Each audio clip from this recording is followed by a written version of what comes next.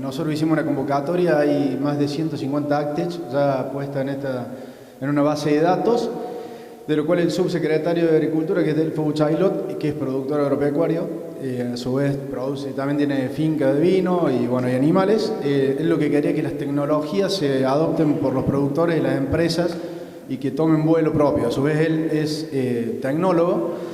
Y bueno, lo que nosotros generamos fue un sistema para que todas estas tecnologías empezar a visibilizar lo que había y ver cómo darle mayor potencialidad.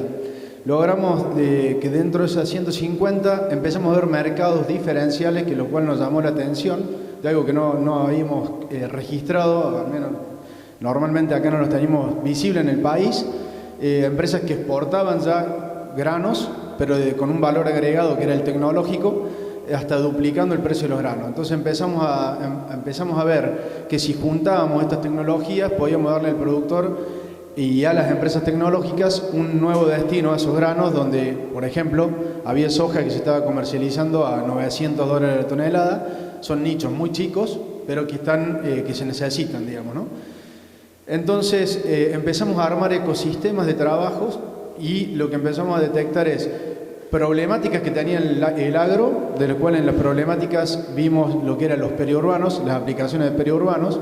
Veíamos que no había ninguna medición de decir por qué un municipio ponía 500 metros de restricciones, otro ponía 1000 metros, otro 1500 metros, algunos 2000, y donde la Corte Suprema ya había empezado a actuar y a dejar de que un productor pueda producir por 2000 metros al lado de un pueblo. Entonces, como lo veíamos muy preocupante esa situación, empezamos a diseñar un equipo, se logró ya el equipo ya hace más de un año, y pudimos medir que ese equipo tiene de deriva, en las peores condiciones, 40 metros. Dentro de esos 40 metros, bueno, lo que se incorporaron fueron las tecnologías que ustedes han estado escuchando, tanto visión artificial como índice verde, y últimamente también el WeedSeeker y el Weed, que son la segunda fase. También la estación meteorológica en el equipo, una estación meteorológica in situ también que puede tener cualquier pueblo o ciudad chica, y a su vez le sumamos aplicaciones del tiempo, que son las aplicaciones que pueden dejar registrado también el momento de la aplicación. Con eso generamos un sistema de blockchain donde nadie puede estar truchando el dato, digamos, porque si uno quiere tapar una estación meteorológica con un nylon, dice acá no hay viento, no hay humedad, no hay nada, y aplico. Pero en realidad están las otras dos estaciones, la que está en base y la aplicación que nos dice, no, esta máquina aplicó en un mal momento. Esta información se comparte con el vecino, con el municipio y el productor o contratista que lo tiene. A su vez esto le sumamos picos nuevos, picos que se están usando en Australia, donde no tienen deriva, tienen gotas de más de 350 micrones. Le cubrimos el botalón por una cuestión de vista, pero no hace falta cubrir el botalón en realidad. Lo vimos en un equipo de John Deere que está en Europa, pero se puede cubrir por una cuestión de que si viene una ráfaga de viento no se lleve la gota y la haga de arriba. Aplicamos nanotecnología en algunos productos para bajar el producto activo. O sea, creemos que este equipo en 2-3 años, si está estabilizado en el terreno, va a poner el 20% del producto activo que hoy se pone en el campo. Y bueno, y aplicamos ahí 15 tecnologías, 15 ACTECH que se fueron juntando. Logramos 12 equipos de periurbano, uno lo tuvimos en Expo Agro, pero ya lo hemos puesto en 12 municipios. La idea nuestra ahora es llegar a muchos municipios más y para ya establecer los metros de deriva y de las aplicaciones.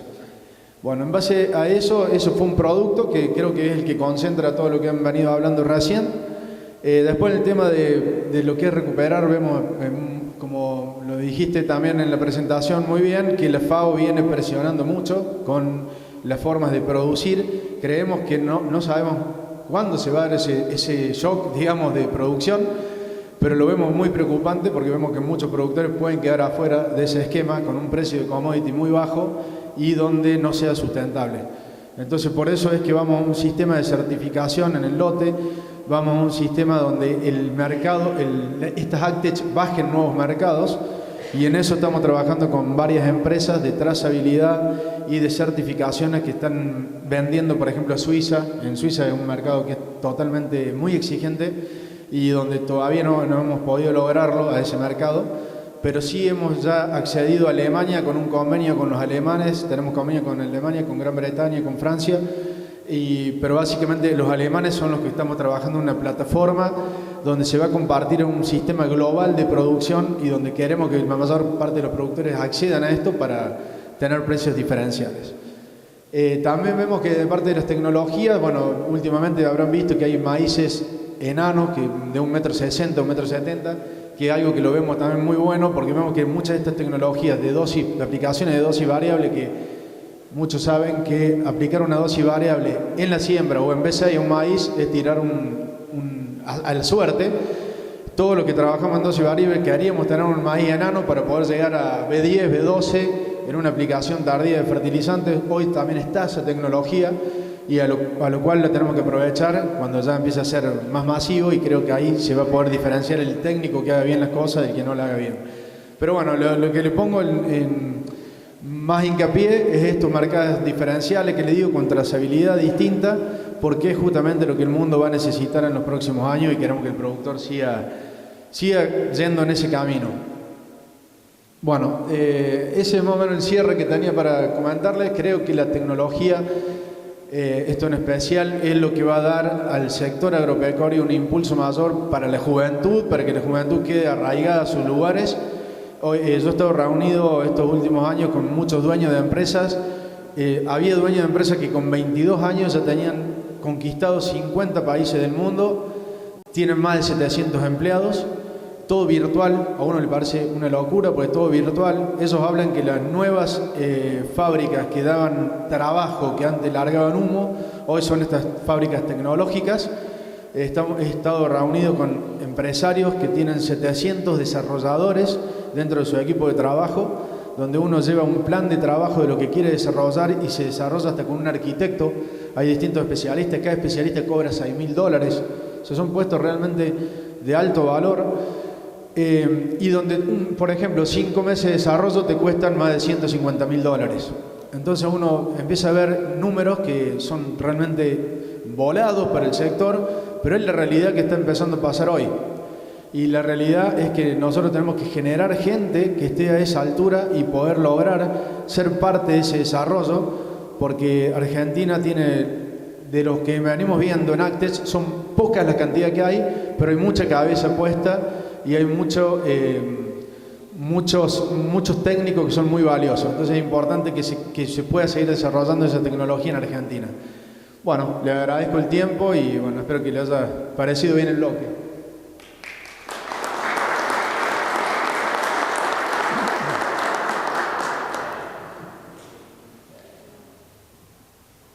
Bueno, muchísimas gracias. ¿Hay alguna consulta, alguna pregunta? Tenemos un tiempito para hacerlo, así que aproveche, sáquese todas las dudas. Están los disertantes aquí. Sí. A capela. Programación. Quería hacer una pregunta a los de Trimble, DIE o Plantium. En el tema de la aplicación verde sobre marrón, digamos, los lectores de índice verde, ¿son desmontables para en el caso de realizar algún barbecho y después tener que pasar a realizar insectos en soja o cosas así? Y otra, en el tema de tener una pulverizadora convencional que tenés cortes por sección, 9 cortes por sección en 25 metros.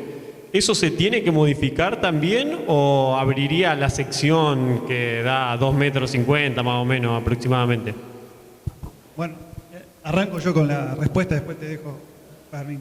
En primer lugar, el equipo sí es desmontable, si lo necesitaras, si no quisieras usarlo.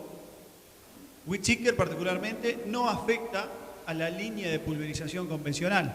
La idea es que se instale una línea adicional para hacer eventualmente convencional y selectivo, o una cosa o la otra.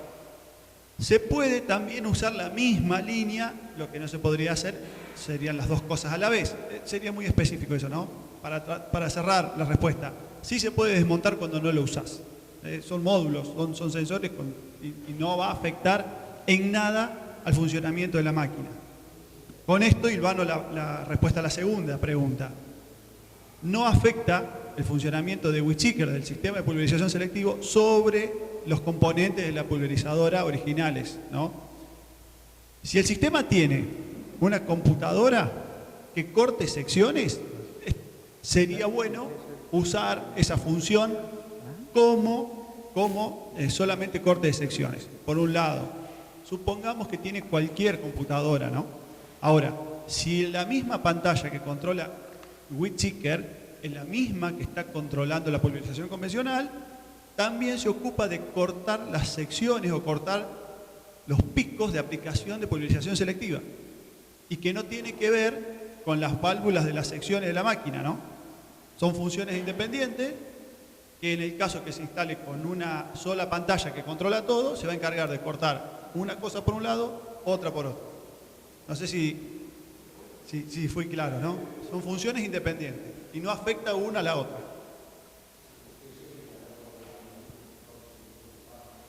No es sí o sí. De hecho, tenemos máquinas.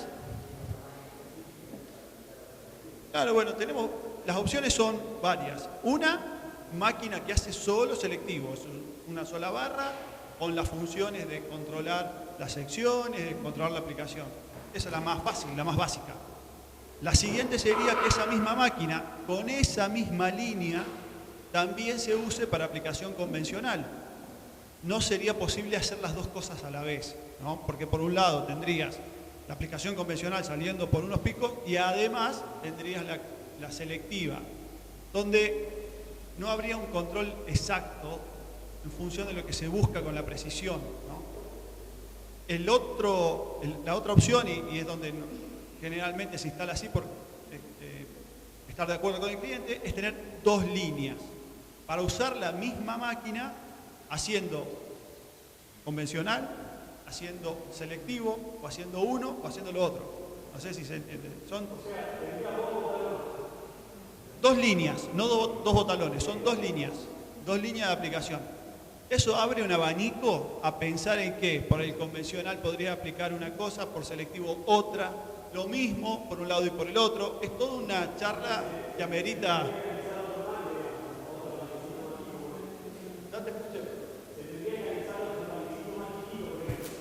No necesariamente. Puede que sí, puede que no.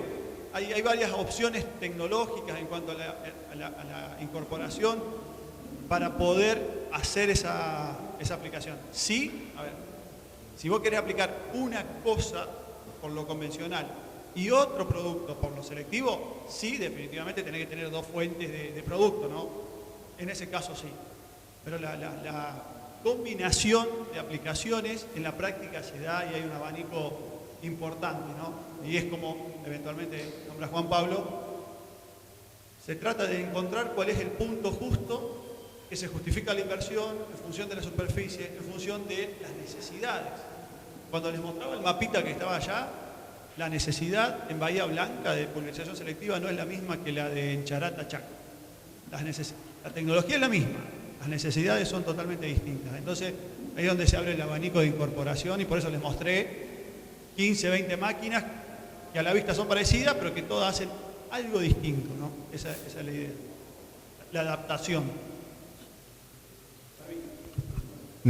Respecto de nuestro producto, nosotros quizás salimos al mercado un poco después, entonces por ahí corremos con la ventaja del diario del lunes y ya fuimos viendo las limitantes de los equipos que están en el mercado hace mucho tiempo, entonces nos focalizamos en que el peso de los sensores y todo eso sea mucho menor y sea muy fácil de sacarlos. ¿Sí? O sea, ese concepto lo tuvimos en cuenta de que es algo que puede pasar mucho acá en el mercado nacional. Los equipos que están hoy en el mercado fueron desarrollados en otros países para otras costumbres, digamos, y cuando llegan acá tienen ciertas limitaciones. Nosotros estamos más tarde en el mercado, pero con ciertos aspectos ya tenidos en cuenta. Y lo que es lo de la simple línea, doble tanque, todo eso, es más una decisión, como decía César, de del cliente, de qué le conviene, qué uso le va a dar, qué quiere hacer, y el equipo, la tecnología se adapta a uno o a otro, porque una vez que el concepto de aplicar selectivamente funciona bien, lo pones en una línea sola y la otra la pones con otro tanque de aplicación convencional. Es algo que hoy existe, que los clientes de los sistemas que están en la calle las han ido reformando, y puede haber 10 tipos diferentes de máquinas pulverizadoras con doble bomba, doble tanque, o todo en una, o desmontan o no desmontan. En eso como que todos los sistemas vamos hacia lo que quiere el cliente. ¿Ah? Gracias. ¿Alguna consulta más?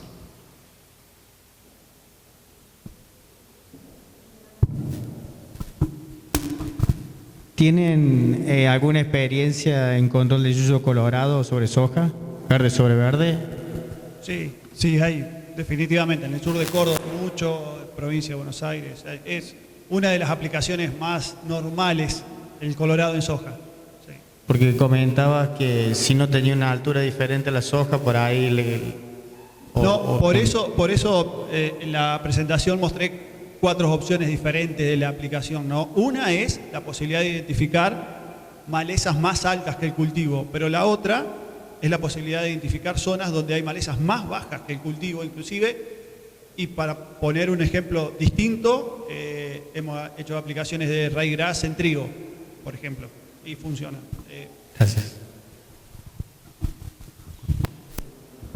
Nosotros respecto del yuyo colorado y la soja, es uno de los puntos donde más estamos trabajando por la similitud de las plantas. Al ser inteligencia artificial es donde más tenemos que trabajar en el etiquetado. Yo no lo nombré cuando di la charla, pero el etiquetado es salir a tomar imágenes, sea con una cámara arriba de una camioneta, arriba de una pulverizadora, como sea, y después se sientan los ingenieros agrónomos de nuestro equipo y ven cuadro a cuadro, y ahí van etiquetando si es cultivo, soja en este caso, si es maleza y qué maleza. Y toda esa información es la que luego toma la red neuronal para analizar en tiempo real. Y sí, la soja versus el yuyo colorado es una de las más difíciles de lograr una buena precisión, de evitar falsos negativos y falsos positivos.